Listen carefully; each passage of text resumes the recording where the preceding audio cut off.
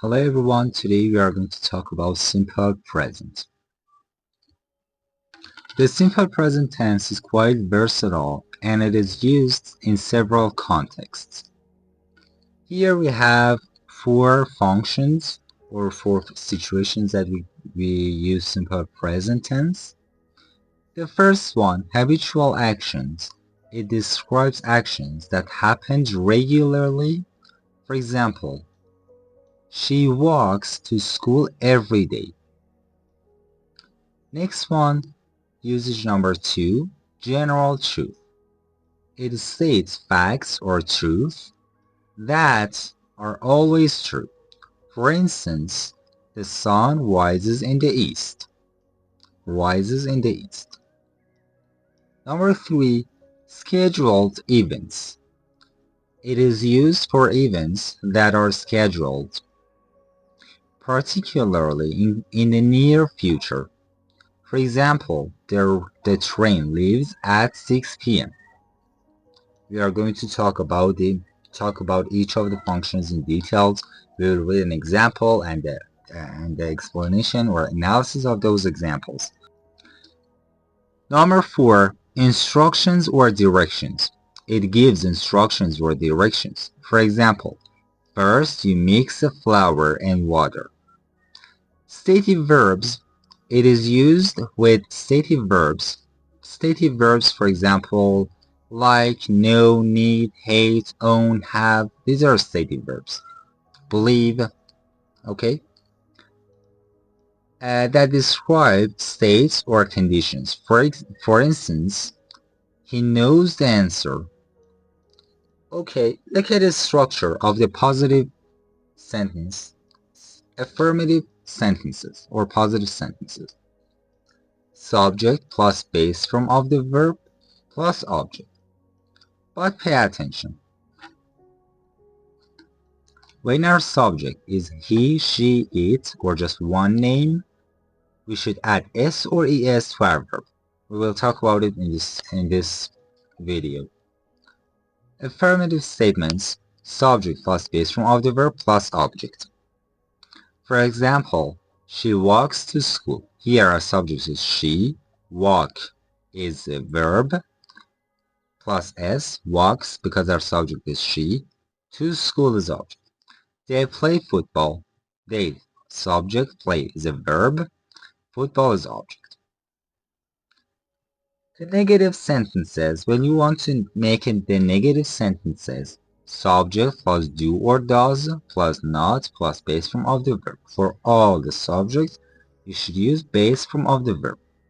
Just in positive sentences, you use s or es in the negative form, and in the question form, you should use base form of the verb when your subject is he, she, it. But for the rest of them, for example, all you, we, they, or when you have two names, in the positive sentence, negative sentence, and the question sentences, you use base form of the verb.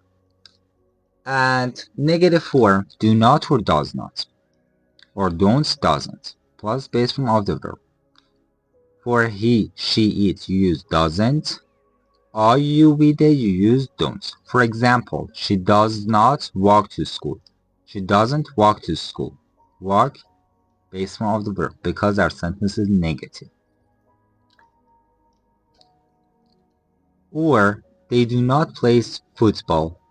They don't play football. Integrative or question form or question sentences, we use does or do at the beginning of our sentence, plus subject plus base form of the verb and rest of the sentence. Object, whatever. Example, does she walk to school? Does she walk to school? Yes, she does. No, she doesn't. Do they play football? Yes, they do. No, they don't. Third person singular. As I told you, subject, he, she, it, plus base form of the verb plus s or es. For example, plus object. For example, he watches TV. We use es when our verb, pay attention here, when our verb ends in CH, SH, O, X, and Y. When our verb ends in these letters, you should add a ES. For example, watch, the word watch, the verb watch, ends in CH or ch. So you should add ES. She watches or he watches TV at night, for example, or a lot. It rains in the winter. You add S, just S, to the verb rain. It rains in the winter. Or it rains a lot in the winter. Look at example. For each of the functions, we will read the example, sentence, explanation. Okay? Look at this example. It is a habitual action. This example that we are going to read is for habitual action. She walks to school every day. She walks to school every day. Explanation. This sentence describes a regular or habitual action that occurs every day. Every day she walks to school. Okay? The subject of the sentence is she, performs the action walk is a verb, and to destination school on a daily basis. She is a subject, walk is a verb, to school is an object, and every day is adverb of time. Question number 2 or example number 2, it's for general. Look at example. The sun rises in the east. Don't say on the east, in the east. Pay attention to prepositions. The sun rises in the east. Explanation. This sentence states a general truth or fact. The subject.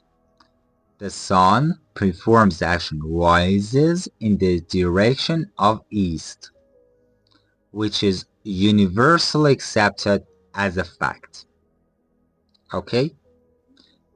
This sentence, the sun is a subject, rises is a verb, in the east is a direction. Okay? Example number 3 is for scheduled or scheduled events.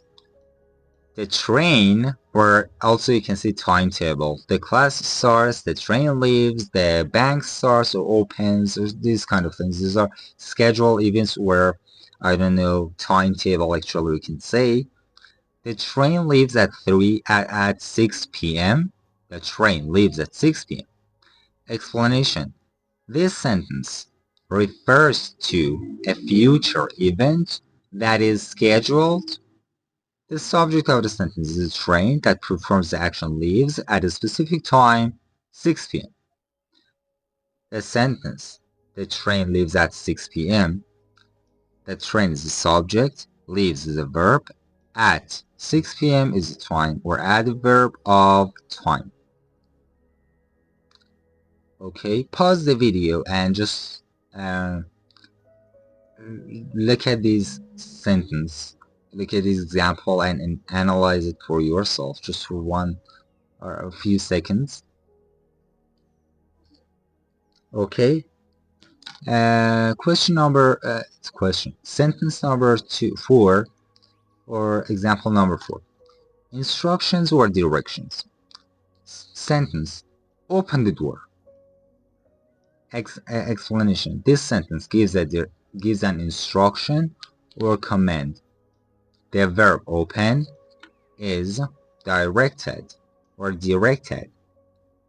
at the implied subject you. It is implied, it is not directly mentioned, it is implied in the sentence. Open the door, it means you open the door, not someone else. To perform the action of opening the door. Okay.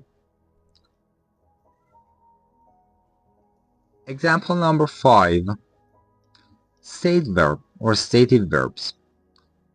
He knows the answer. Just let me tell you something.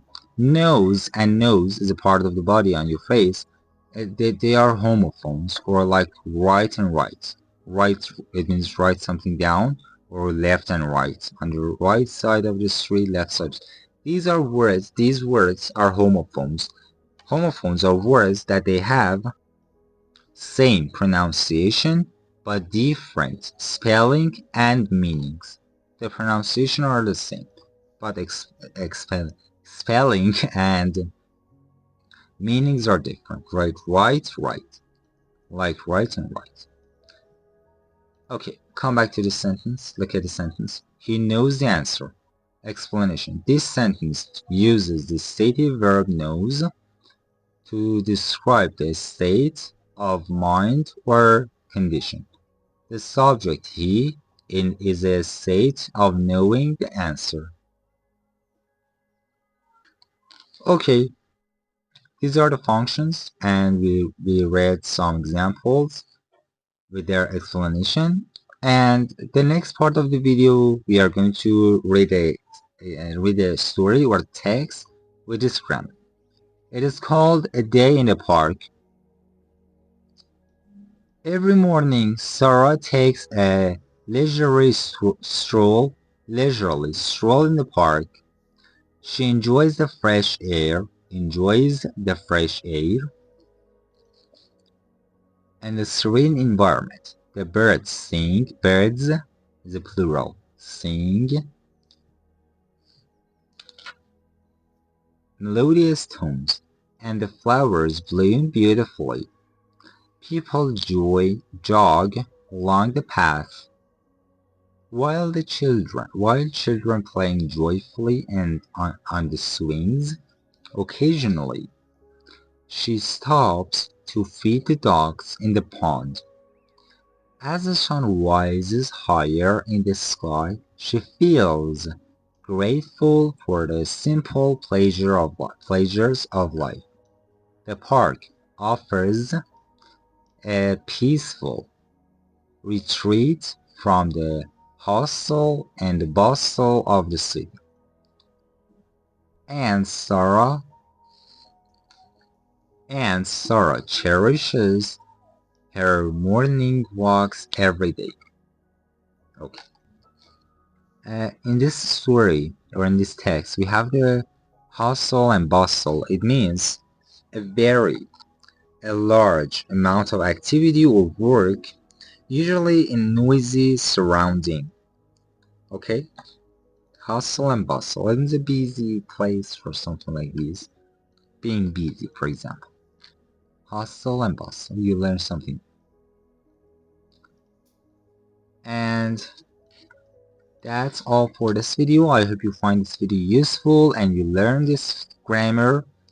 And thanks for watching. Take care. See you in the next video. Actually, I cannot see you, but okay. Goodbye.